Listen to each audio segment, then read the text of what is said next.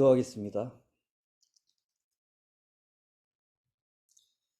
우리 왕이시며 구속자이신 주님, 주님을 경배하기 위해 모인 이 시간, 주님이 함께 하시기를 원합니다.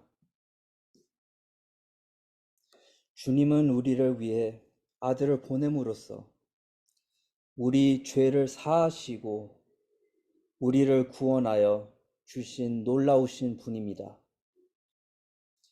조울증 당사자와 가족들이 말할 수 없는 어려움과 고통을 겪고 있습니다. 이 모든 상황을 아시는 하나님, 우리 안에서 일하시기를 간절히 원합니다.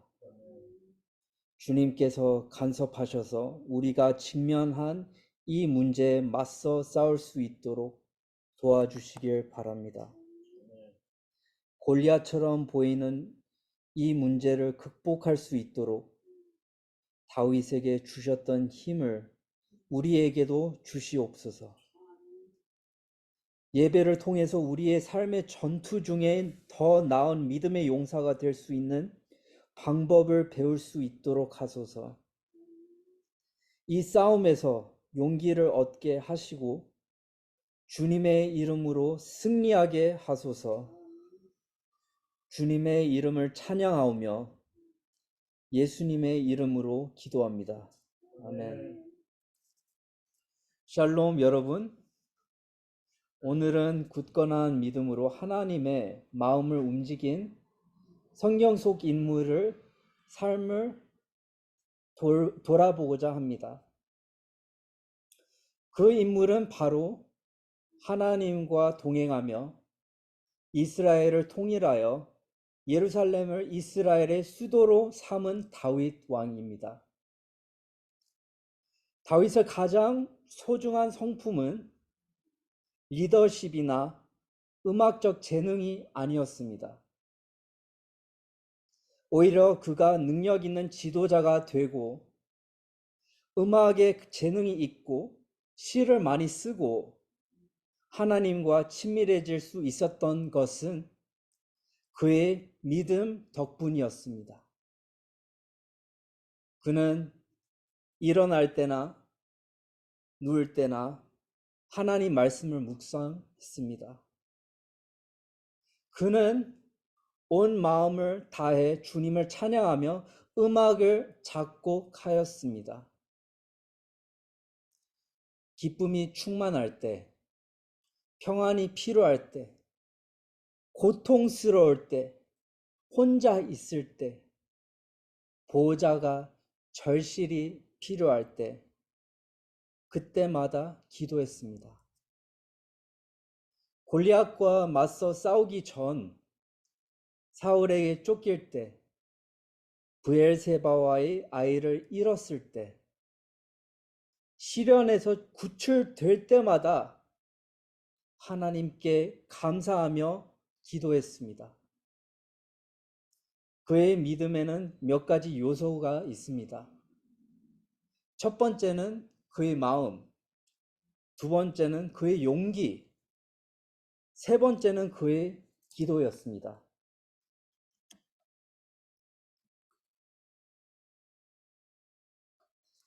시편 23장 6절을 같이 읽도록 하겠습니다. 진실로 주님의 선하심과 인자하심이 내가 사는 날 동안 나를 따르리니 나는 주님의 집으로 돌아가 영원히 그곳에서 살겠습니다.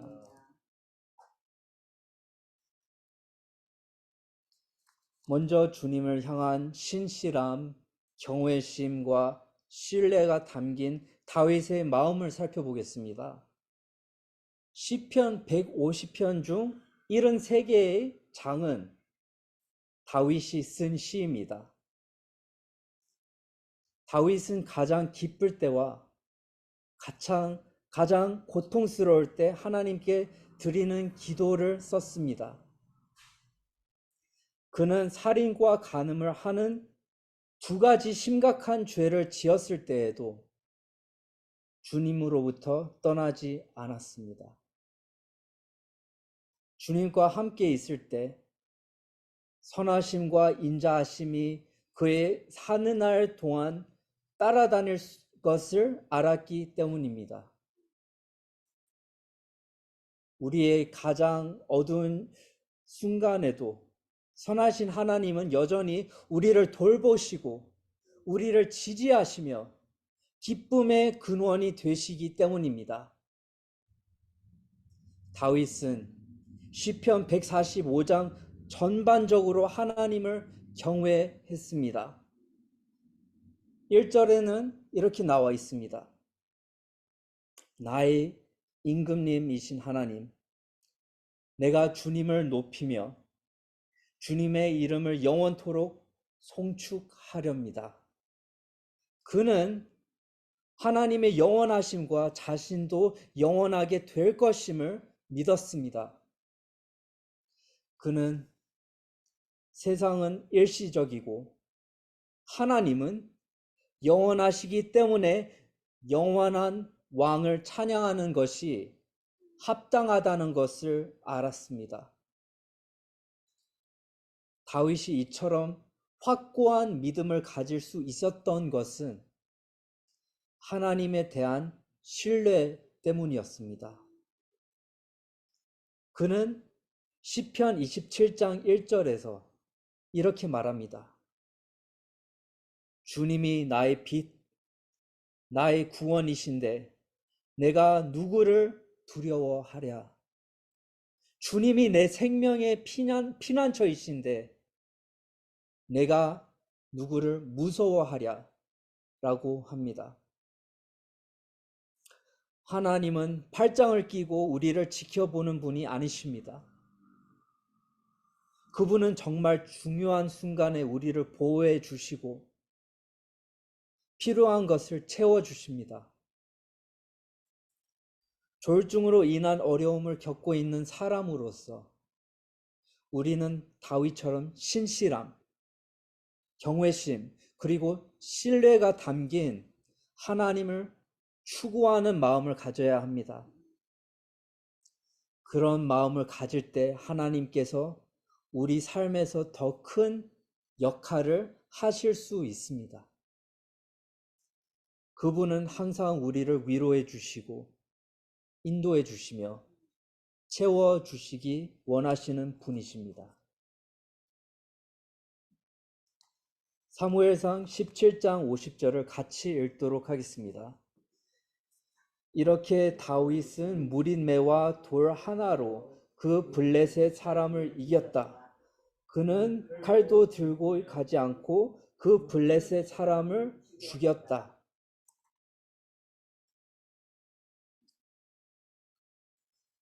다음은 다윗의 용기에 대해 살펴보겠습니다.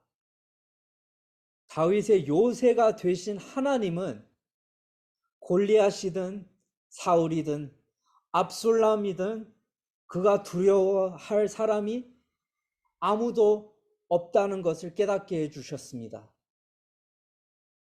다윗은 불가능해 보이는 일을 해내기 위해 물맷돌과 돌멩이만 있어도 충분했습니다. 사무엘상 17장 45절에서 다윗은 골리앗에게 너는 칼을 차고 창을 메고 투창을 들고 나에게로 나왔으나 나는 내가 모욕하는 이스라엘 군대의 하나님 곧 만군의 주님의 이름을 의지하고 너에게로 나왔다 라고 말합니다. 다윗은 경배하는 하나님에 대한 믿음이 있었기에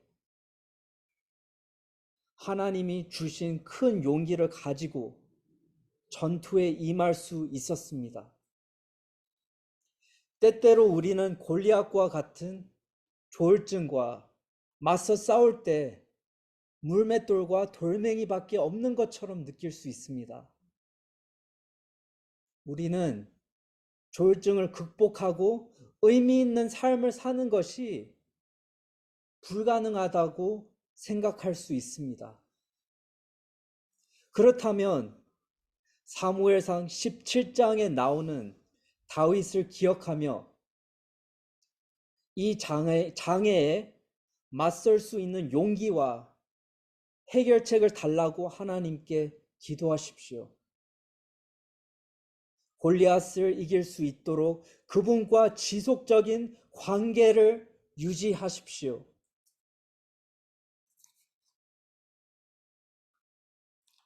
시편 28장 7절을 같이 읽도록 하겠습니다.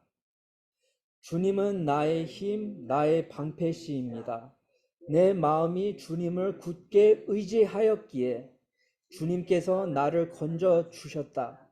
내 마음 다하여 주님을 기뻐하며 나의 노래로 주님께 감사하련다. 우리가 다윗을 본받아야 할 세 번째이자 가장 중요한 것은 시편에 기록된 다윗의 기도를 통해서입니다.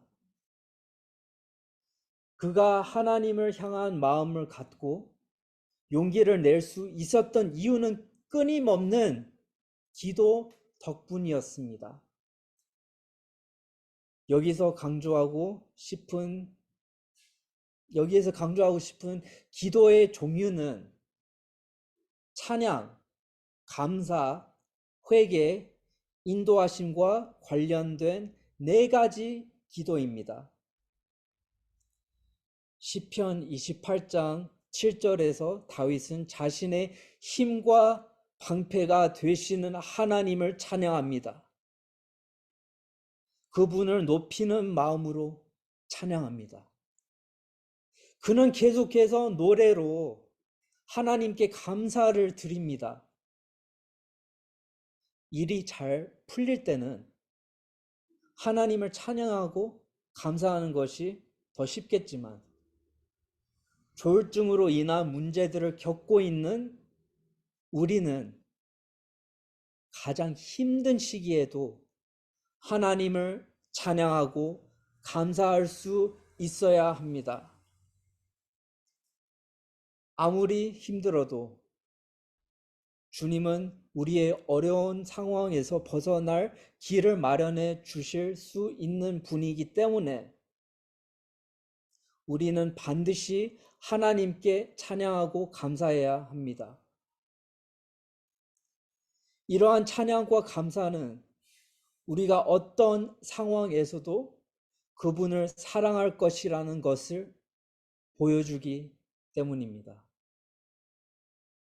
시편 51장 1절에서 다윗은 하나님, 주님의 한결같은 사랑으로 내게 자비를 베풀어 주십시오. 주님의 크신 긍휼을 베푸시어 내 반역죄를 없애 주십시오. 그렇게 기도합니다. 하나님의 사랑은 참으로 변함이 없으시며 우리가 회개만 한다면 기꺼이 우리의 죄를 용서해 주십니다. 조울증을 경험할 때 우리는 종종 자신의 힘으로 문제를 해결할 수 있다고 생각합니다. 그것은 진정한 해결사이신 하나님을 의지하지 않는 것을 의미합니다. 이것은 우리가 저지르는 많은 죄 중 하나입니다. 이럴 때 우리는 하나님의 자비를 구하고 그분이 우리를 광야에서 약속의 땅으로 인도해 주시도록 간구해야 합니다.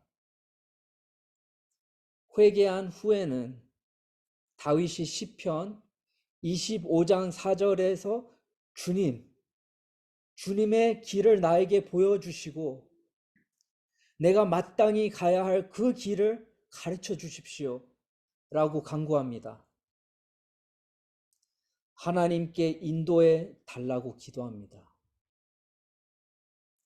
이러한 기도를 함으로써 우리는 우리의 힘이 아니라 주님의 힘으로 골리앗 같은 장애물들을 극복할 수 있음을 하나님께 알려드릴 수 있습니다.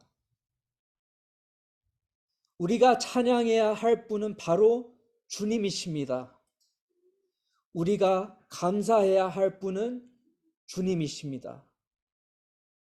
우리의 죄를 용서하시는 분은 주님이십니다. 우리를 인도하시는 분은 주님이십니다.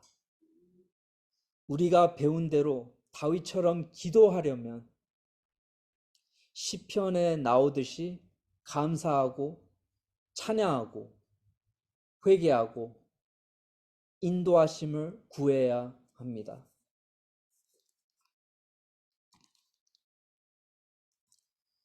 예수님은 죄와 죽음이라는 두 거대한 거인들과 맞서 싸우셨고 그 과정에서 목숨까지 바치셨습니다. 그분은 이 거인들을 물리치셨고 이제 우리가 우리의 거인들과 싸워 이겨야 할 때입니다. 예수님은 우리를 위해 죄와 죽음이라는 골리앗들과 싸워서 승리하셨으며 우리의 골리앗인 실망, 비판, 고통, 졸중과 싸우고 승리할 수 있도록 하셨습니다. 결국 다윗의 이야기는 어떠한 골리앗을 넘어뜨릴 수 있는 예수님을 가리킵니다.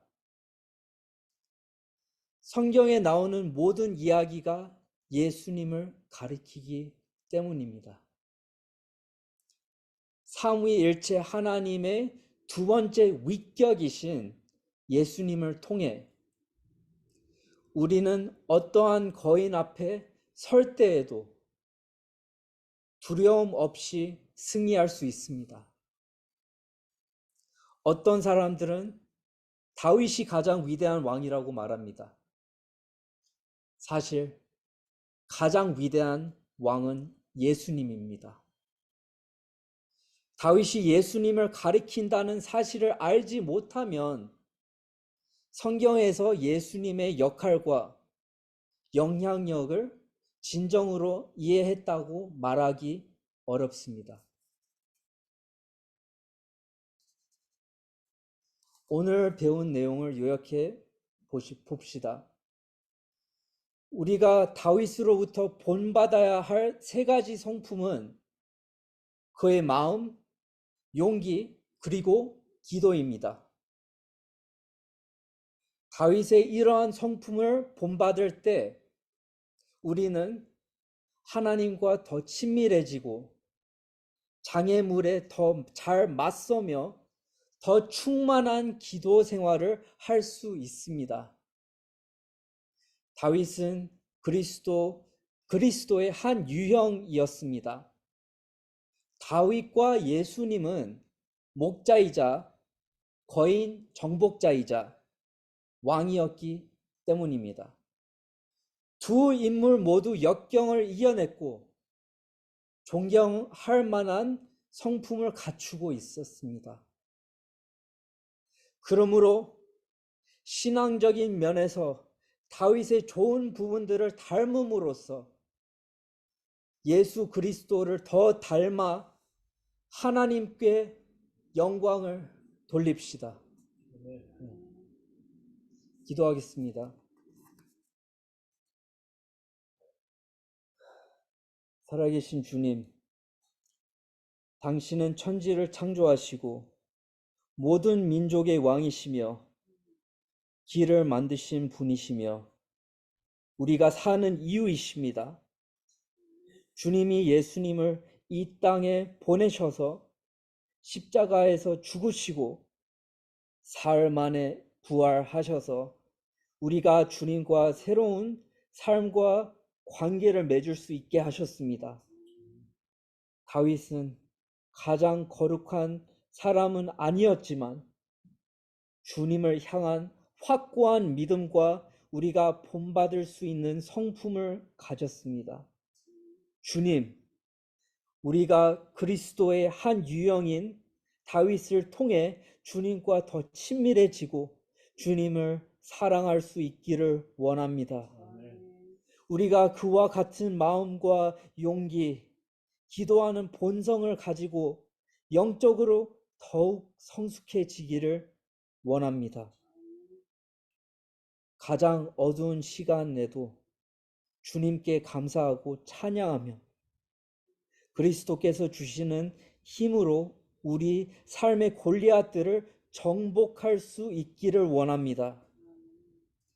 평생 주님의 뜻을 구하고 행하여 주님과 함께 영원토록 살 수 있기를 원합니다. 예수님 이름으로 기도드립니다. 아멘.